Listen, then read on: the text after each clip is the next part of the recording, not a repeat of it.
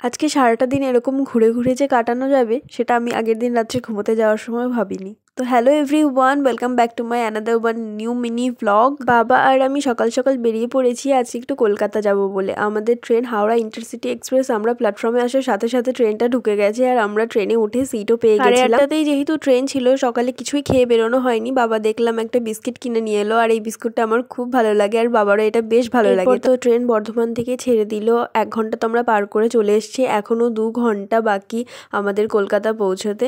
তো ট্রেনের মধ্যে বসেই ছিলাম, একটু ফটোস ভিডিও এসবই নিচ্ছিলাম। এই করতে করতে দেখলাম বেলুড় চলে এলো, আর তখন দেখলাম বাবা ট্রেনের মধ্যে থেকে কলা কিনলো আমাদের ব্রেকফাস্টের জন্য।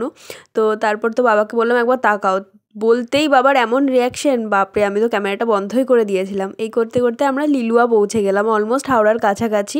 তো প্রায় 11:30টার সময় আমরা নেমে গেছিলাম হাওড়া। সেখান থেকে নেমে আমরা চলে গেলাম বাস ধরে।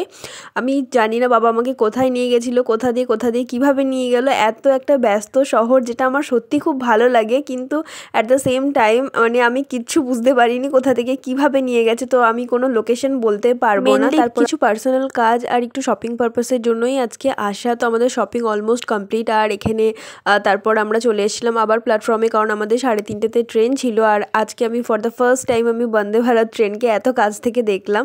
তারপর তো ট্রেন আমাদের 3:25-এ ছেড়ে দিল, আর তারপর তো আবার 3 ঘন্টার অপেক্ষা বাড়ি পৌঁছানোর। তো বসেই ছিলাম বাবার সাথে গল্প করতে করতে, বেশ একটা সুন্দর মুহূর্ত কাটাতে কাটাতে আমরা চলে এলাম ব্যান্ডেল। আর বাবা হচ্ছে এমন একটা মানুষ যে আমার কোনো দিন কোনো কথা কখনো ফেলে না, আর বাবাই হচ্ছে একমাত্র মানুষ যে আমাকে বোঝে আর আমাকে নিয়ে চিন্তা করে। তো বাবা মেয়ের গল্প শেষ হতে না হতেই চলে এলাম আমরা আমাদের প্ল্যাটফর্মে নেমে টোটো ধরে চলে এলাম বাড়ি। বাবা আর আমি থাকলে সময় যে কীভাবে কেটে যায় বোঝাই যায় না।